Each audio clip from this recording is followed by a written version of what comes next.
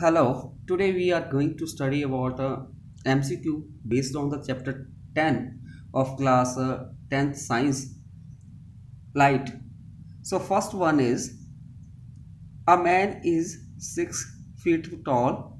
What is the smallest size plane mirror he can use to see his entire image? एक आदमी जो है जिसकी हाइट कितनी है 6 फीट है और उसको स्मॉल साइज का कितने स्मॉल साइज का मिरर चाहिए कि जिससे कि वो अपनी पूरी इमेज को देख सके. So let us see how we can find the size of the plane mirror if the height of the person is 6 feet. As we know that the size, the minimum size of the plane mirror is required to see full image equal to size of image divided by 2. जैसा कि हम जानते हैं जो plane mirror के द्वारा जो image बनती है अगर हमें उसका फुल साइज हमें चाहिए तो उसके लिए जो हमारे पास हाइट ऑफ द मिरर किसके बराबर होना चाहिए size of the image divided by 2. This is equal to the size of the person is 6 feet and divided by 2, this is equal to 3.0 feet. Means अगर person की height 6 feet है तो उसको अपनी full image को देखने के लिए जो मिरर की मिनिमम हाइट या साइज कितना चाहिए 3 feet. So A is the correct option. If the height of the man is 6 feet, then he need a mirror of smaller size of 3 feet to see his full image, मतलब entire image. Question number 2. Focal length of a plane mirror is. जो plane mirror होता है उसकी focal length क्या होती है? A option है 0, B option infinite, C 25 centimetre, D -25 centimetre. जैसा कि हम जानते हैं कि जो प्लेन मिरर होता है उसकी फोकल लेंथ जो होती है वो इनफाइनाइट होती है. So here in this question B is the correct option. The focal length of a plane mirror is infinite. Question number 3. Two plane mirror are set at right angle and a floor is placed in between the mirrors. The number of images of the floor which will be seen is. Option A is 1, option B 2, option C 3, option D 4. इस question में हमारे पास दो plane mirror दिए गए हैं और दोनों को सेट किया गया है राइट एंगल, मतलब दोनों के बीच जो है 90 डिग्री का एंगल है और उनके बीच में एक फ्लोर को प्लेस किया गया है. सो जो नंबर ऑफ इमेज होगी फ्लोर की विच विल बी सीन कितनी होगी वो relation. To find the number of images there is a relation number of images formed by mirrors 360 degree over theta -1. जब आप नंबर ऑफ इमेज को find out कर लेते हैं कि कितनी नंबर ऑफ इमेज फॉर्म होगी तो उसके लिए एक रिलेशन होता है 360 degree over theta -1 where theta is the angle between the mirrors. So in this question theta 90 degree है, so number of images is equal to 360 degree over 90 minus 1. 9 4 36, this is equal to 4 minus 1 is equal to 3 images form होंगी. So C is the correct option. The number of images found by the two mirrors that can be placed right at angle with each other and between them floor is placed is 3. Question number 4. The sideways reversal of the image by plane mirror called, A option is lateral inversion, B parallax, C optical illusion, D none of these. As we know that a sideways reversal is known as the lateral inversions of the image by the plane mirror. So A is the correct options, lateral inversion. Question number 5. Magnification produced by a rear view mirror fitted in vehicles. A option is less than 1, B option is more than 1, C option is equal to 1, D option can be more than or less than on depending upon the position of the object in front of it. Question में given है कि जो magnification produce होगी rear view mirror के द्वारा जो कि vehicle में लगाए जाते हैं।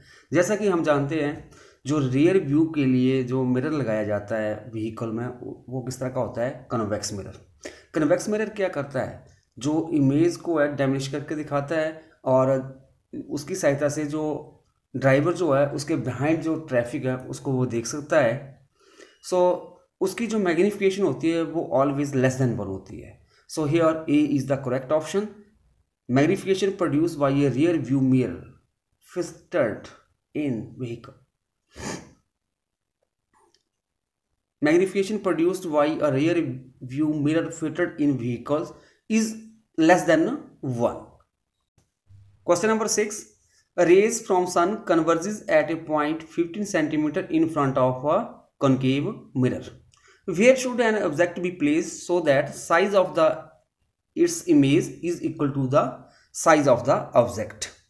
Means क्वेश्चन में गिवन है जो रे आ रही है सन से वो कन्वर्ज हो रही है कहाँ पे, इन फ्रंट ऑफ कनकेव मिरर। कितनी डिस्टेंस के ऊपर, 15 सेंटीमीटर के ऊपर। और हम ऑब्जेक्ट को किस प्लेस के ऊपर रखें जिसके कारण जो है जो साइज ऑफ इमेज बनेगी वो किसके बराबर हो जाएगा, साइज ऑफ ऑब्जेक्ट के बराबर।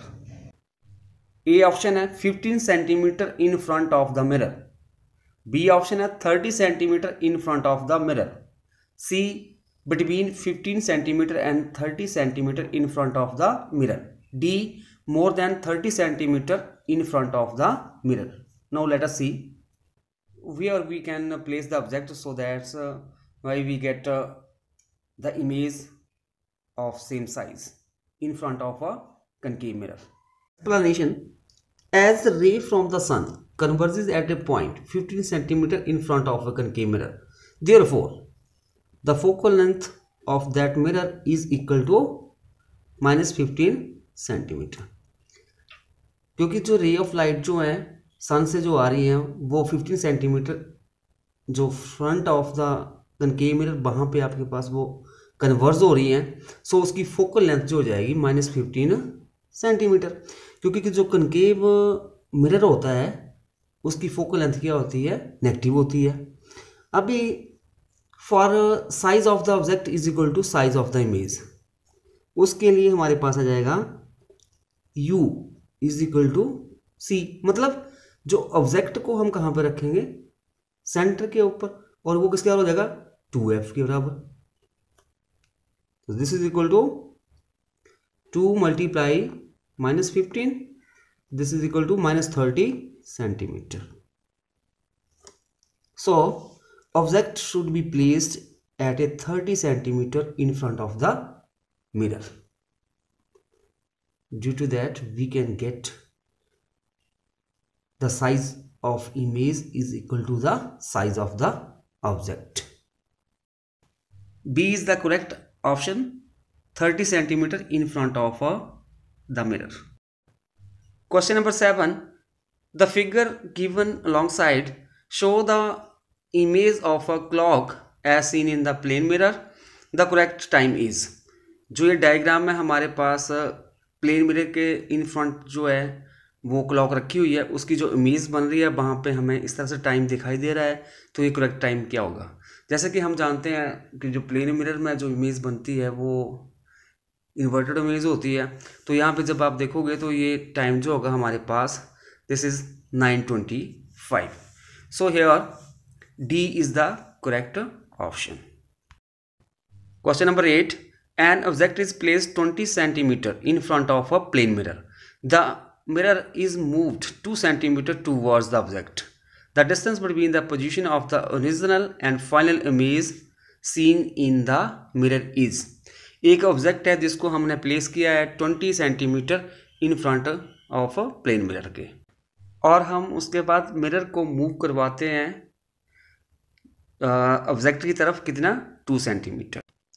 जब हमने ऑब्जेक्ट को 20 centimeter in front of mirror रखा था तो उसकी जो इमेज बनी, फिर उसके बाद हमने जो मिरर और ऑब्जेक्ट के बीच की डिस्टेंस को 2 सेंटीमीटर कम कर दिया, तो फिर जो फाइनल इमेज बनेगी इन दोनों के बीच का डिफरेंस है वो हमने निकालना है।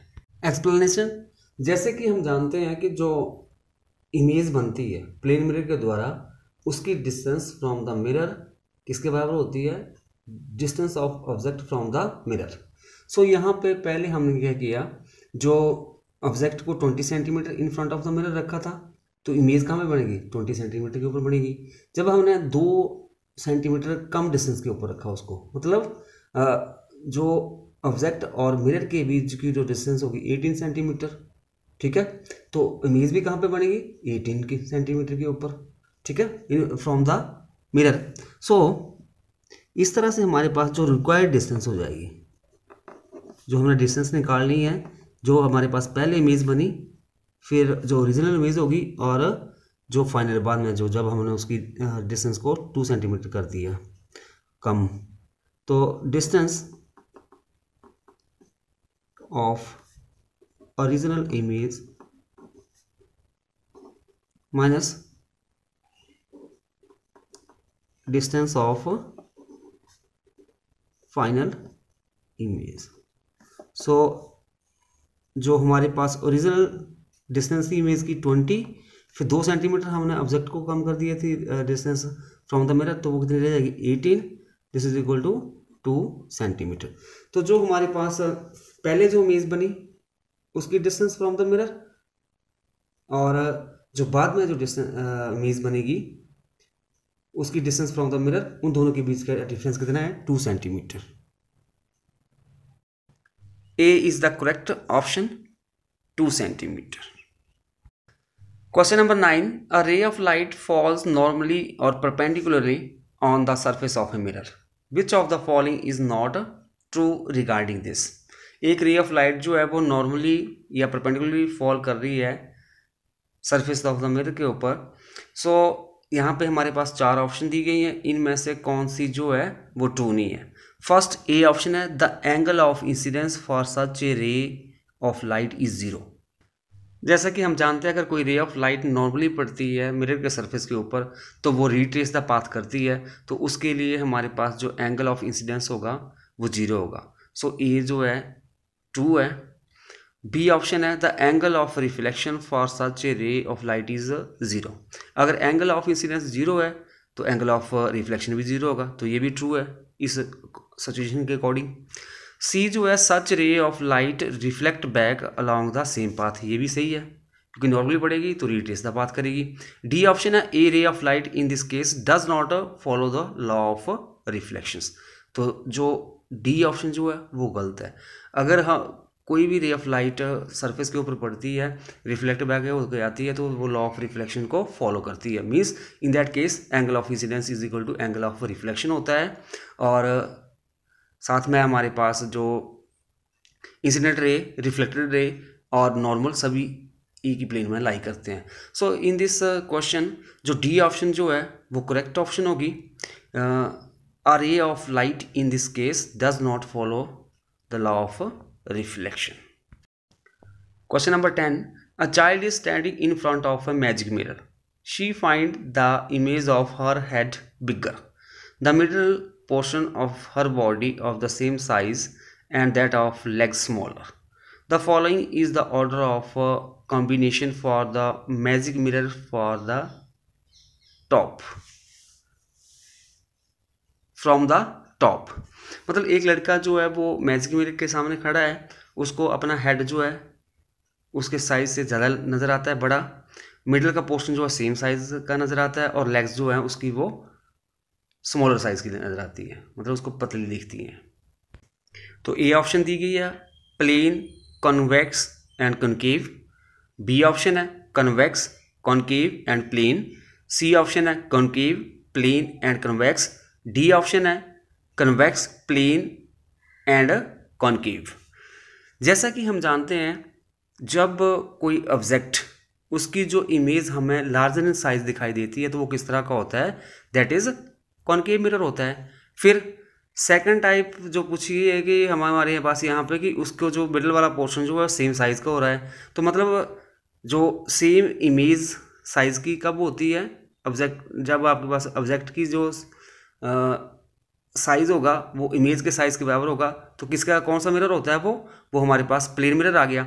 और उसके बाद जो उसकी लेग्स जो हैं उसको स्मॉलर दिखाई देती हैं, मतलब जो मिरर ऑब्जेक्ट का जो साइज होगा उससे छोटा करके दिखाएगा वो कौन सा होता है, कन्वेक्स मिरर होता है। सो इन दिस क्वेश्चंस जो C is the correct options, concave, plane and convex. Question number 11. An object is placed at a distance of 0.25 meter in front of a plane mirror. The distance between the object and the image will be. एक object को हमने place किया है 0.25 meter in front of plane mirror के, और जो उसकी image बनेगी जैसा कि हम जानते हैं उसकी इमेज भी सेम डिस्टेंस के ऊपर बनेगी, मतलब 0.25 मीटर के ऊपर बनेगी फ्रॉम द मिरर। तो यहाँ पे जो डिस्टेंस होगी ऑब्जेक्ट और इमेज के बीच कितनी होगी वो हमने निकालनी है। हमने एक ये प्लेन मिरर ले लिया और जो ऑब्जेक्ट जो है 0.25 मीटर डिस्टेंस के ऊपर रखा गया है मिरर से। तो जैसे कि हम जानते हैं इमेज जो बनती है उसकी डिस्टेंस फ्रॉम द मिरर किसके बराबर होती है, ऑब्जेक्ट की डिस्टेंस फ्रॉम मिरर के बराबर। सो यहाँ से जो इमेज बनेगी वो भी हमारे पास 0.25 मीटर के ऊपर बनेगी। सो distance between object and image is equal to 0.25 plus 0.25, this is equal to 0.5 meter. So C is the correct option, 0.5 meter. Question number 12. The angle of incidence for a ray of light having zero reflection angle is. अगर हमारे पास कोई रे of light है वो हमारे पास mirror के ऊपर strike कर रही है और वो कितना एंगल बना रही है, जीरो एंगल बना रही है हमारे पास, उसका मतलब जीरो एंगल ऑफ इंसिडेंस है, तो उसका एंगल ऑफ रिफ्लेक्शन क्या होगा। ये एक प्लेन मिरर है और जब कोई रे ऑफ लाइट नॉर्मली पड़ती है, ये नॉर्मल हो गया इस सरफेस के, नॉर्मली इंसिडेंट होती है किसी भी मिरर के ऊपर या सरफेस के ऊपर, तो वो रिट्रेस द पाथ करती है। इन दैट केस जो एंगल ऑफ इंसिडेंस किसका बराबर होता है, जीरो के बराबर होता है। सो हम जानते हैं according to law of reflection क्या होता है, angle of incidence is equal to angle of reflection. So angle of reflection is also zero when angle of incidence is equal to 0. A is the correct option. The angle of incidence for a ray of light having zero reflection angle is also 0. Question number 13. Image formed by reflection from a plane mirror. जब plane mirror में reflection होती है तो in that case जो image form होगी वो किस तरह की होगी। ए ऑप्शन है real and inverted, B option है virtual and erect, C option है real and erect, D option है वर्चुअल एंड इन्वर्टेड। सो जैसा कि हम जानते हैं कि जो प्लेन मिरर जो है एक virtual and erect image form करता है। So in this question the image form by reflection from a plane mirror is virtual and erect. So B option is the correct option. Question number 14. Dash is an imaginary line perpendicular to the surface. कोई imaginary line जो कि perpendicular होगी किसी surface के, उसको हम क्या बोलते हैं। ए ऑप्शन है normal, B incident ray, C reflected ray, D refracted ray. Explanation, मान लो मैंने कोई सरफेस ले लिया और यहाँ पे मैंने एक पॉइंट ले लिया और यहाँ पे मैं एक परपेंडिकुलर ड्रॉ करता हूँ। परपेंडिकुलर मीन्स इस पॉइंट के ऊपर 90 डिग्री का एंगल मैंने ड्रॉ कर दिया, बनाती हुई एक रे ड्रॉ कर दी। फिर जो ये परपेंडिकुलर होगा इस सरफेस के, इसको हम क्या बोलते हैं, normal. So an imaginary line perpendicular to the surface is called normal. Here in this question A is the correct option. Question number 15.